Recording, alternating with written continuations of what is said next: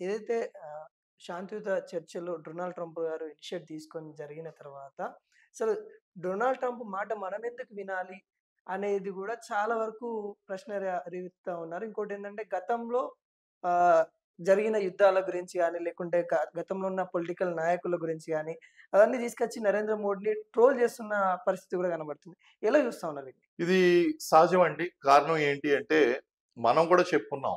భారతదేశము కాశ్మీర్ విషయంలోను, పాకిస్తాన్ విషయంలోనూ ఏ దేశం యొక్క జోక్యాన్ని మేము సహించము అని క్లియర్‌గా మనం గతంలో చెప్పున్నాం. ప్రస్తుతం కూడా చెప్పుకుంటున్నాం.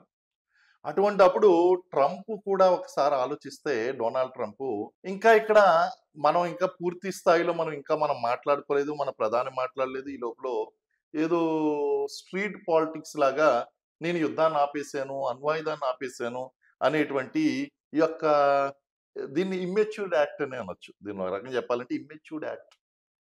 ఒక దేశాధ్యక్షుడిగా చూపించవలసినటువంటి ఆ మెచ్యూరిటీ ఆ స్టేట్మెంట్‌లో కనిపించలేదు. నేను వాళ్ళతో ట్రేడ్ చేయనని చెప్పాను. First of all Trump mistake చేసుకుంటూనే వస్తున్నాడండి. హ్మ్.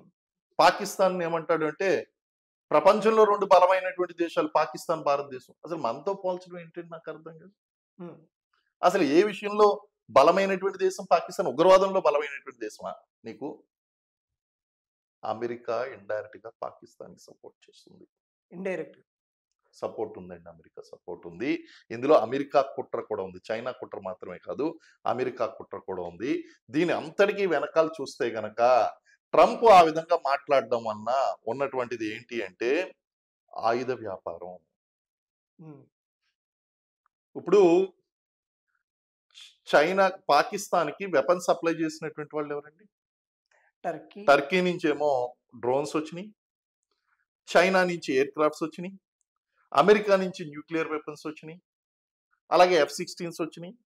ఇవన్నీ కూడా పాకిస్తాన్ అనేటువంటిది ఓ రకంగా చెప్పాలంటే వీళ్ళిద్దరి ఆయుధ బలాన్ని ప్రదర్శిస్తుంది. అలాంటి పాకిస్తాన్‌ని చావు దెబ్బ కొట్టావంటే now India is greater than not only Pakistan, hmm. China and America. ఇటువంటి సమయంలో ఏం చేయాలంటే వీళ్ళు యుద్ధం ఆపేయాలి. యుద్ధం ఆపేయాలి కాబట్టి బెదిరించాలి. భారతదేశాన్ని బ్లాక్‌మెయిల్ చేయాలి. మళ్ళీ ఇంకో విషయం చెప్తున్నాను. 141 మంది శ్రేయస్సు. ప్రపంచంలో 5వ ఆర్థిక శక్తిగా ఎదిగినటువంటి భారతదేశం. అవును. 4వ అతిపెద్ద రక్షణ రంగాన్ని కలిగినటువంటి భారతదేశం. ఈరోజు ఒంటరిగా ప్రయాణం చేయడం అంటే కష్టం అండి. ఒంటరిగా నాకు ఏ దేశం యొక్క మద్దతు అవసరం లేదు. ఏ దేశంతోనూ నాకు స్నేహ సంబంధాలు అవసరం లేదు. నేను ఒంటరిగా వెళ్తాను అంటే మీ అభివృద్ధి అంతా మళ్ళీ కింద పడుతుంది. కాబట్టి పట్టు విడుపులు అన్నాను నేను. మనం అప్పుడప్పుడు మాట విన్నప్పటికీ విననట్టుగాను, విననప్పటికీ విన్నట్టుగాను ప్రవర్తించవలసినటువంటి అవసరం ఉంటుంది అంతర్జాతీయ సంబంధాల్లో. Because international trade is directly linked with the welfare of the people of the country. ఈ విషయాన్ని మనం అర్థం చేసుకుని లార్జర్ స్కేల్‌లో మనం ఏది చేసినా సరే దేశ శ్రేయస్సు కోసం చేశాము. కానీ, కానీ ఎక్కడా కూడా ప్రధాని ప్రసంగంలో నాకు ట్రంప్ మాట్లాడడం వల్ల నేను ఆపాను అనేటువంటి మాట రాలేదు. హ్మ్. అవును. రెండోది ట్రంప్ ఒక ఐడెంటిటీ క్రైసిస్‌తో బాధపడుతున్నాడండి. Trump is suffering with identity crisis. ఇంటర్నేషనల్‌గా కాకుండా ఆయన అమెరికా పరంగా కూడా ఆయన నెగ్గాడు. అవును. కానీ ప్రజల యొక్క నిజమైన మద్దతు ఆయనతో లేదు. ఇప్పటికి కూడా లేదా? ఇప్పటికీ కూడా నిజమైనటువంటి మద్దతు లేదు. కాబట్టి he has to get accepted by the American people. So he has to show the American country is so powerful అనేటువంటిది. సో అందు గురించి చాలా చిల్లరగా వ్యవహరించాడండి. అంటే డొనాల్డ్ ట్రంప్ గారు ఇండియా మీద కపట ప్రేమ చూపిస్తాననుకోవచ్చా? 100% అండి. Your statement is 100% right. Whatever he is showing the love and affection towards the India is not purest form. కారణం ఏంటి అంటే ఇండియా మీద ఇండైరెక్ట్‌గా ఏదో రకంగా ప్రెషర్ పెట్టి ఇండియాని ఒక ఆర్థిక శక్తిగా ఎదగకుండా ఇండియాని ఎంతవరకు ఉపయోగించుకోవాలి? కేవలం చైనాకి పోటీగా మాత్రమే ఇండియాని ఉపయోగించుకోవాలి. ట్రంప్ యొక్క ప్రేమ చైనా మీద ఉన్నటువంటి కోపం భారతదేశం మీద ఉన్నటువంటి ప్రేమ. డైరెక్ట్ అంటే ఇన్వర్స్‌లీ మన ప్రపోర్షనేటెడ్. మూవీలలో చూస్తాం కట్టప్ప అని అనుకోవచ్చా? కట్టప్ప అని అనుకోవడానికి కూడా అని అంటే కాదు. ఎందుకంటే హ్మ్. మోడీ గారు చాలా ట్రంప్‌ని చాలా బిలీవ్ చేస్తా ఉంటారు. వాళ్ళిద్దరి స్నేహ బాండింగ్ కూడా మనకు చాలా సందర్భాల్లో కనిపించింది.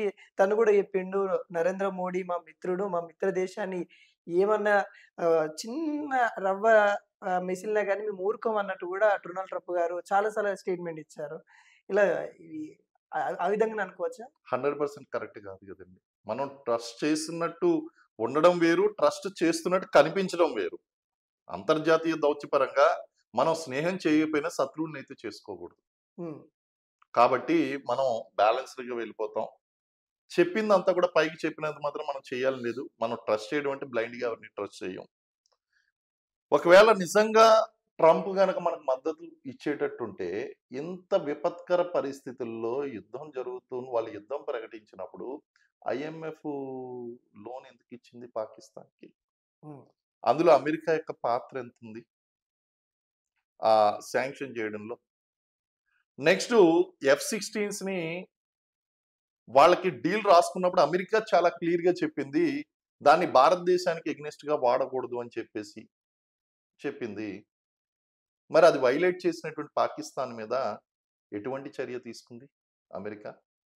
సో, ఇలాంటి విషయాలన్నీ కూడా చూస్తే భారతదేశం మీద చూపించేటువంటి ప్రేమ ఏదైతే ఉందో అది మాటల మట్టికే.